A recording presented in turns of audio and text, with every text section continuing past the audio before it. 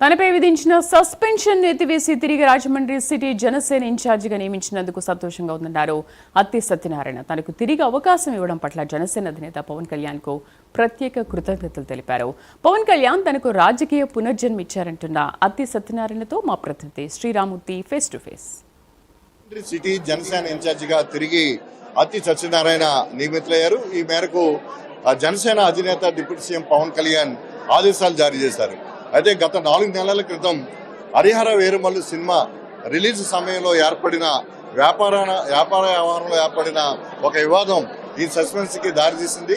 దీని మీద మనతో మాట్లాడడానికి అత్తి సత్యనారాయణ గారు ఉన్నారు. చెప్పండి, ఏ విధంగా మీ సస్పెన్స్ గురి కావడం కారణం ఏంటి? ఇప్పుడు మళ్ళీ తిరిగి పునరుద్ధరించారు. దీని మీద ఎట్లా ఉంది? అంటే ఒక 4 నెలల కాలంలో ఇలాగ రాష్ట్రంలో ఎవరిని కూడా సస్పెండ్ చేసిన వాళ్ళు కానీ మళ్ళీ తిరిగి తీసుకున్న పరిస్థితి లేదు.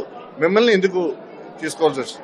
ముందుగా నాకు రాజకీయ పునర్జన్మ ఇచ్చిన మా దేవుడు, మా అధినాయకుడు శ్రీ పవన్ కళ్యాణ్ గారికి కృతజ్ఞతలు తెలియజేస్తున్నాను. పార్టీ పరంగా నేను పార్టీకి ఏ విధంగా కూడా ఏమి పార్టీ పరంగా అంటే యాక్చువల్గా అయితే నన్ను సస్పెండ్ చేస్తుంది పార్టీ పరంగా కాదు, ఎవరో ఏదో సినిమా వ్యాపారం పరంగా ఒక ప్రొడ్యూసర్ నా మీద ఆరోపణలు చేశారు. అది సత్యమా అసత్యమా నిరూపించుకోమన్నారు.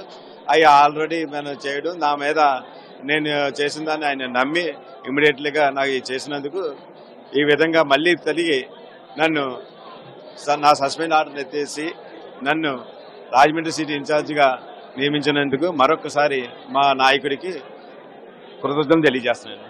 అంటే ఇప్పుడు మళ్ళీ తిరిగి రావడం మీకు ఎలాగనిపిస్తుంది?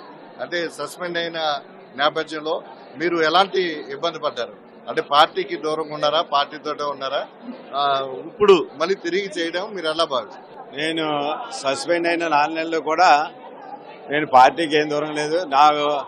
నాకు ఉన్న ఒక అదృష్టం ఏంటంటే నేను సినిమా పరంగా ఉంటాను, రాజకీయ పరంగా ఉంటాను. నా సినిమా పరంగా మా నాయకుడు సినిమా హరిహర వీరమల్లు, ఓజీ, ఆయన బర్త్డే ఇవన్నీ కూడా నేను బ్రహ్మాండంగా జన సైనికులతోటి పవన్ కళ్యాణ్ గారి అభిమానులతో గ్రాండ్ గా వేడుకలు అన్ని జరుపుకున్నాను. నాకు ఆ ఫీలింగ్ లేదు.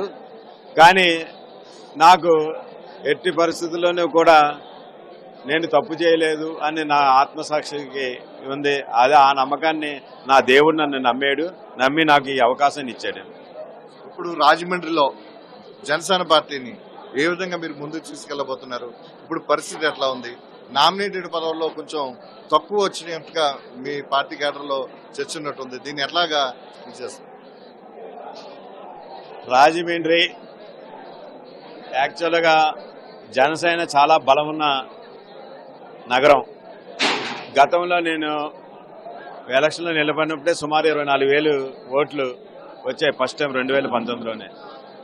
అదే స్ఫూర్తితోటి మనం మొన్న ఎలక్షన్లో తెలుగుదేశం ఎమ్మెల్యే గారికి మనం కూటమి తరఫున అందరం సపోర్ట్ చేస్తే రాజమండ్రి చరిత్రలో కనివిని ఎరగని మెజార్టీ 72,000 వరకు మెజార్టీ వచ్చింది. దానికి కారణం మా అధినేత శ్రీ పవన్ కళ్యాణ్. ఇక్కడేనే కాదు, స్టేట్ మొత్తంలో కూడా రికార్డు బద్దలైపోయేంత మెజార్టీలు వచ్చాయి అందరికీ కూడా. అదేవిధంగా పార్టీని చాలా ఆయన కూటమి ప్రభుత్వం వచ్చిన తర్వాత ఆయన డిప్యూటీ సీఎం అయిన తర్వాత ఆయన చేసే కార్యక్రమాలు అన్నీ కూడా ప్రజల్లో మరింత గౌరవం పెంచాయి. అందువల్ల గౌరవంతో పాటు పార్టీని కూడా బాగా పెరిగింది. ఆ పెరిగిన దానికి మేము సద్వినియోగం చేసుకుని మరింత బలోపేతంగా చేస్తామని మరొకసారి చెప్తున్నాను. అంటే మీకు సస్పెన్షన్ వేస్తున్నట్టు కానీ లేదంటే ఇప్పుడు వేసిన తర్వాత మళ్ళీ పవన్ కళ్యాణ్ కలవడం కానీ సస్పెన్షన్ ఎత్తివేస్తా ముందు మీతో ఏమైనా సంప్రదించి ఏం జరిగిందని నేను అడిగారా? ఏంటి అవన్నీ మామూలుగా అంతా బాగానే జరిగిందండి. రేపు ఈ సెషన్స్ లో ఉన్నాయి. మా దేవుడిని కలవడానికి వెళ్తానండి.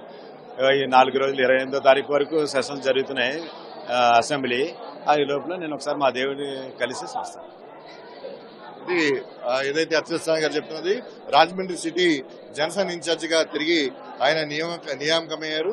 4 నెలల తర్వాత మళ్ళీ తమ నేత ఈ అవకాశం కల్పించేందుకు కృతజ్ఞతలతో ఆయన అసెంబ్లీ కాగానే పవన్ కళ్యాణ్ గారిని కలిసి తన ఆ కృతజ్ఞతలు తెలుపుకుంటానని చెప్పి చెప్తున్నారు. రాజమండ్రి సిటీలో పార్టీని బలోపేతం చేసేందుకు ఇక నుంచి తన వంతు కృషి చేస్తానని చెప్పేసి అతిశేస్తానని చెప్తున్నారు. కెమెరామెన్ దుర్గతో శ్రీరామూర్తి, ప్రైమ్ న్యూస్, రాజమండ్రి నుంచి.